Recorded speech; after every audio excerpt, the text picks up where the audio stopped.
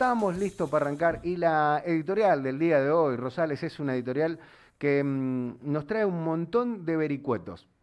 Porque debería ser deporte olímpico el recular en chancletas, ¿no? Digo esto porque es una moda que ya traspasó barreras. Empezó en aquellos tiempos, en los años del macrismo ilustrado, donde sí pasa pasa era la semántica de ese momento en cuanto a leyes, en cuanto a decretos de necesidad de urgencia, de designación de jueces, de impuestazos o sinceramiento del valor de los servicios, etcétera, etcétera, etcétera. Hoy el último en recular fue el hombre más poderoso del mundo, hasta ahora, que dilapida un poco de ese poder político, de imposición, de liderazgo nato, de violencia verbal, que está muy de moda también en los dos extremos del globo, tanto en el norte como en el austral, y recula en chancletas por lo menos por 90 días, ¿no? Es como un pagaré a 90 días, el tema de los aranceles a los productos extranjeros que ingresan a el país del norte, el angloparlante, que tiene una gran densidad demográfica migratoria del resto de los países de la Latinoamérica toda. Y también de otros lares también, ¿no? Pero este reculamiento en chancletas, Patriqui, por 90 días, se da en plena embestida del propio gobierno de Estados Unidos para con China, donde les recomiendo que no se hagan lo vivo porque han estado tratando de negociar por atrás y me estaban besando el culo, dijo Donald Trump en un francés maravilloso. Y Xi Jinping, que ni siquiera tuvo que dar una declaración mediática, ni siquiera tuvo que hacer un ruido, dijo, bueno, dale, le levantamos un poquito los aranceles a los muchachos, nos vamos al 84%. Y el otro 102%. Y Ursula von der Leyen, la jefa de la Unión Europea, dijo, no, China, no hagas eso. Decirle a Trump que no haga eso, le respondieron desde el Partido Comunista de China. ¿Qué hizo Estados Unidos? Sacó cuentas. Se juntó con sus muchachos, los que estuvieron en la Asunción, a los cuales mencionábamos el lunes pasado y después el martes, Elon Musk, Larry Page de Google, me gusta decirlo así, Mark Zuckerberg de Meta, el señor Musk de Tesla y de X y de SpaceX, y le dijeron, che, ¿sabe qué? ¿Viste todo el acero que entra en la punta de los lápices, en la punta de los cohetes? ¿Viste los iPhone que usan Rosales, los Trigo y todos estos que son chetos? Los fabricamos en China. Se nos va a complicar un poco, trae toda la fábrica para acá y allá tienen la mano de obra barata y además lo que se fabrica allá lo puedo vender en cualquier parte del mundo que tiene mayor densidad demográfica. Igual, densidad demográfica, igual, mucha más gente que nosotros Estados Unidos. Nos estamos pegando un tiro en los pies. Estuve escuchando a un muchacho de Argentina que hizo una editorial que se llamaba Los aranceles como arma y nos pegamos un tiro en los pies. Entonces los muchachos le dijeron, che, Donald, no es por acá, retrocede, pero que no se note tanto. Bueno, hagamos una cosa, voy a hacer entonces como que suspendemos por 90 días y vemos a ver con los muchachos que quieren negociar, a ver que hagamos un TLC, que no es un televisor, es un tratado de libre comercio, ¿no? Los televisores son TCL, de Creative Life son los televisores, que gracias a la gente de ofertas privadas y de tarjeta Store por proveernos 78.000 pulgadas que nos trajeron. Y entonces Donald Trump trata con esta embestida de demostrar, se cagaron todo, le tuve que bajar la persiana. Y en verdad es un recular en chancletas. Y este recular en chancletas que hace el gobierno de Donald Trump impulsa a los distintos gobiernos de los distintos países, principalmente los que están en desarrollo, como Argentina, que todavía ya más que desarrollo queda en rollo solamente, porque rolea toda la deuda que puede y pide por favor que el 10% también lo tenga el Mercosur. Estados Unidos entiende que no como dice Fantino, que pegarle a la Argentina es pegarle a Brasil. Y no porque se quiera brindar un beneplácito con Brasil, sino fundamentalmente porque le chupa un huevo. Es muy poquito lo que influye comercialmente la balanza comercial del Mercosur con Estados Unidos. Al Mercosur le interesa más la Unión Europea, se viene pululando hace 2 gestiones ya de gobierno en Argentina y en Brasil, la calle Pou en Argentina y Yamandu Orsi, en Uruguay, perdón, y en Argentina con Fernández Milei, que vienen tratando de negociar un tratado de libre comercio un poquitito más apetitoso para el Mercosur con la Unión Europea. De hecho, hasta la calle Pou amenazó con hacerlo por motus propio y negociar directamente con la Unión Europea. Algo que quiso hacer Javier Milei luego de la enemistad mediática con Brasil hasta que le explicaron lo mismo a Milei que le explicaron a Donald Trump en Estados Unidos. No, no podemos pelear con lo más grande. Nosotros estamos en desigualdad de condiciones. Y este regulamiento en chancleta de Donald Trump reza fundamentalmente porque se da cuenta Estados Unidos que ya no es la número uno, que no es la economía más grande, que es hoy decididamente un imperio en decadencia.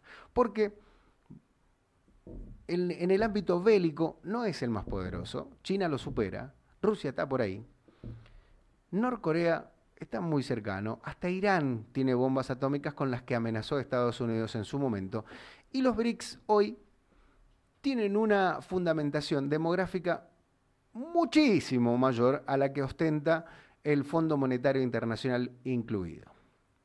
Y ahí es donde empieza el regulamiento en chacletas que te lo quieren vender como, no, no, fuimos buenos y les vamos a dar la posibilidad a los muchachos del resto del mundo que no pierdan tanto con nosotros porque nos han choreado mucho tiempo con los aranceles. No es verdad que los aranceles hayan sido para con Estados Unidos poco felices o que hayan sido poco atractivos. La verdad es que Estados Unidos quiere volver a capitalizarse y reindustrializarse. Y se fue de boca Donald Trump y como lo hizo el presidente de la Argentina, Javier Milei, buscaron una semántica más bien tribunera, por decirle de alguna manera, que impacte en las redes sociales para ver cuántos likes se consiguen y tratar de esa manera de imponerse y reestructurar un poco la imagen negativa que empezaron a tener. La imagen negativa de Donald Trump ya no es en las masas, sino en las mesas. Valga el juego de palabras. En las masas es por la votación, en las mesas es por el dinero.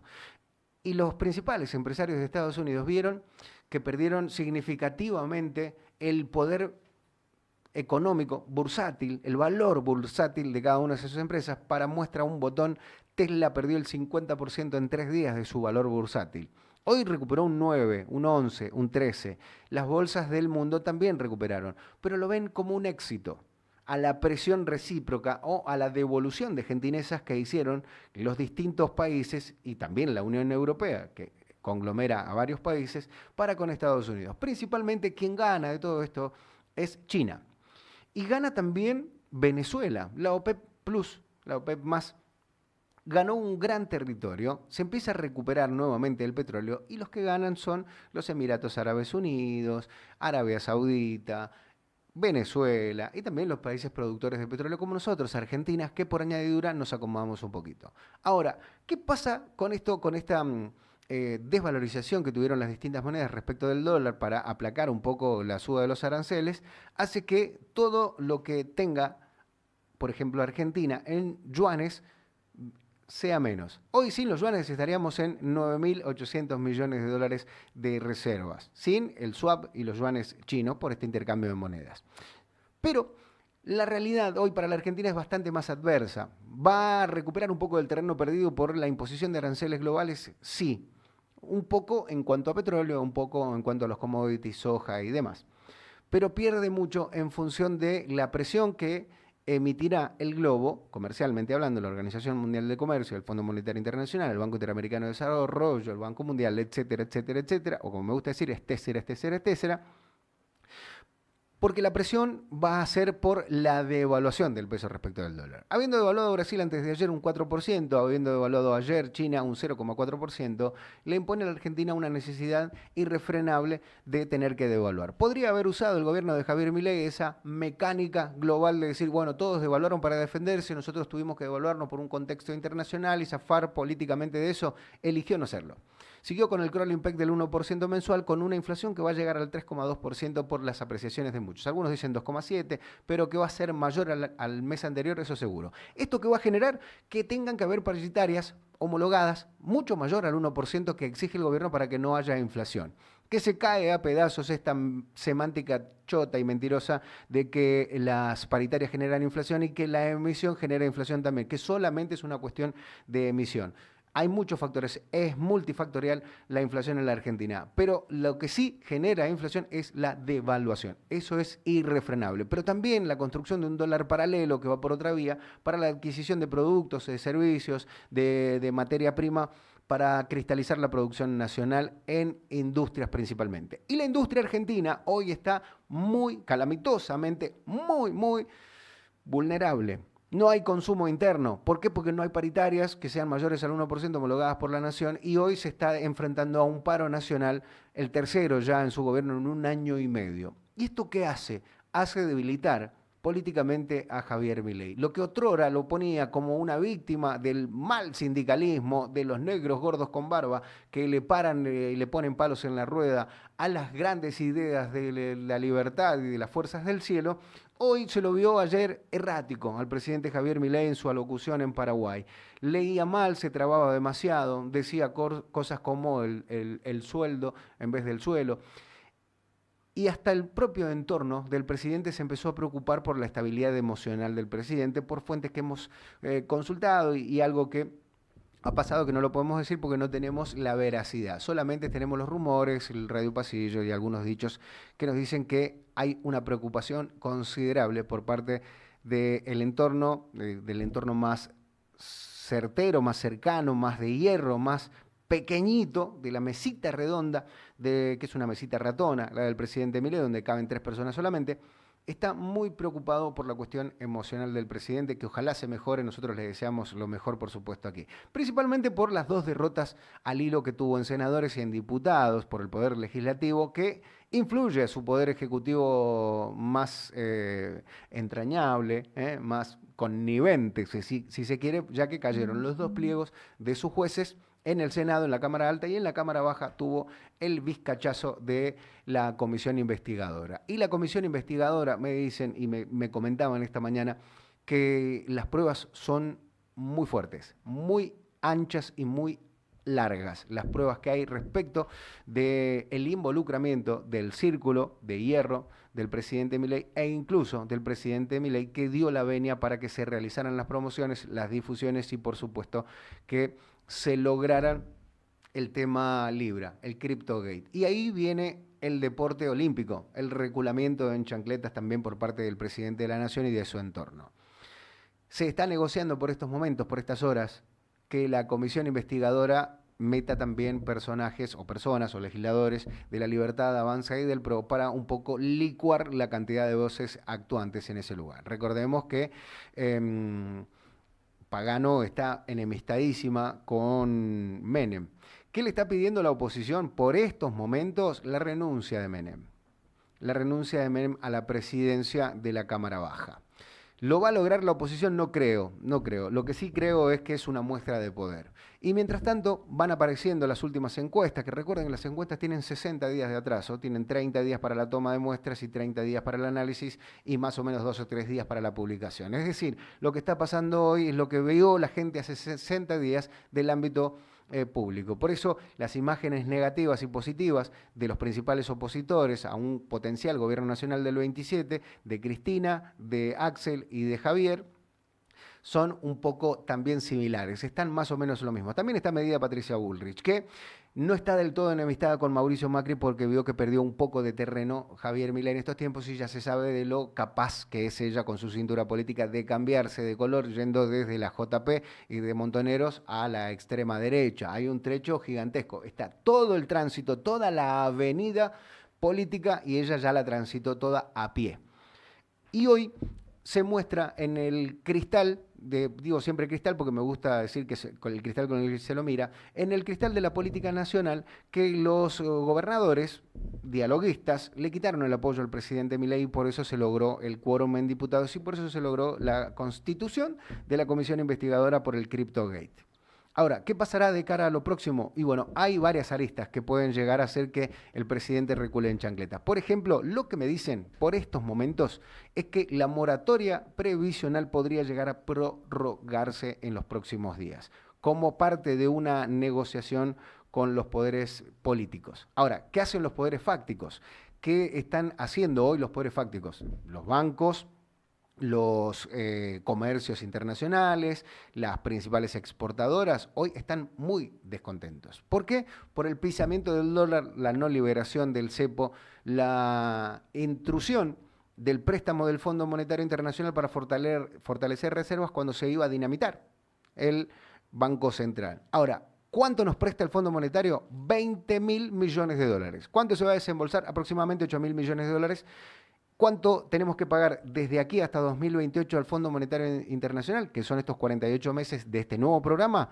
20.047 millones de dólares. Es decir, nos está prestando lo que tenemos que devolver hasta que se vaya el presidente Milei. Ahora, ¿qué te pide el Banco Mundial y qué te pide el Fondo Monetario Internacional? Porque también se pidió al Banco Mundial y también al Banco Interamericano de Desarrollo fondos para fortalecer la reserva del Banco Central. ¿Qué se pide? Fundamentalmente devaluación. ¿Y qué se pide? Que el dólar se vaya a los esquemas de bandas flotantes, es decir, dólar máximo, dólar mínimo, como ya se ha hecho en otros tiempos y como se está utilizando en otros países. ¿Qué puede lograr esto? Una inflación irrefrenable y una desmedida en el crecimiento de la desocupación y por supuesto la CBA y la CBT, la canasta básica alimentaria y la canasta básica total, van a tener un incremento considerable con una paritaria del 1%, con una inflación del 3% y un crecimiento en la devaluación del 30%. Esto hará que tu plata valga a fin de este año alrededor de un 80% menos. Vas a comprar 80% menos. Por eso es tan importante que los fondos lleguen antes, pero la negociación está con el Fondo Monetario Internacional en la libre disponibilidad de esos fondos, porque el Fondo Monetario quiere que vayan directamente a fortalecer las reservas del Banco Central. Lo que quiere el gobierno de Milei, en la voz de Luis Toto Caputo, es la libre disponibilidad para utilizarlos en función de lo que necesiten. No va a pasar, no va a pasar. ¿Los fondos van a venir? Sí, pero para fortalecer las reservas y se entregarán solamente 8.000 y el resto va a ir a descontarse en lo que no tengas que pagar. ¿Se entiende lo que digo? Te presto 20.000, me debes pagar del préstamo anterior, de tu mismo Toto Caputo, 20.000. Te doy 8.000 millones en DEG, que son como un patacón para que vos cambies con otros países del mundo y que te lo den en viva, en plata constante y sonante. Esos DEG valen un DEG 1,33 dólares aproximadamente. Pero cuando vos negocias con otro país para que te lo haga líquido, para que te lo liquides, como cambiar un cheque, recibes más o menos el 85, el 87% del valor del DEG. Es decir, que va a quedar un DEG $1, aproximadamente. Y esto hará que te van a dar 8.000 millones para apalancar leverage, para darle leverage a las reservas del Banco Central, y el resto te van a decir, bueno, ¿viste lo que me tenías que pagar en diciembre? Bueno, no me lo pagues, ese es el desembolso que te doy. No, pero pará, me tenés que dar, si el préstamo es por 20.000 millones. Sí, bueno, pero vos me tenés que pagar lo que me ves.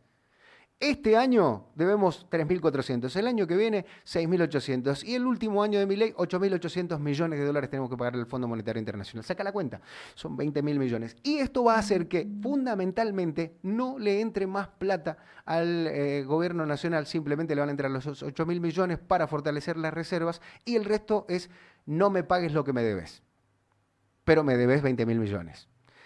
Y ahí empieza la preocupación económica y financiera del círculo rojo, que transita siempre alrededor de Mauricio Macri, de Sergio Tomás Massa y demás, para decirle, muchachos, yo le pongo la plata a ustedes, pero en las de mayo límpienlo para que el gobierno lo realice otra gente. Hagamos lo mismo que con De la Rúa, que llame a una conjunción nacional de un montón de gente que va a gobernar, pero bueno, va a ser el ministro de Economía quien sea el gobernador, lo limpiamos a Caputo y vemos a quién ponemos.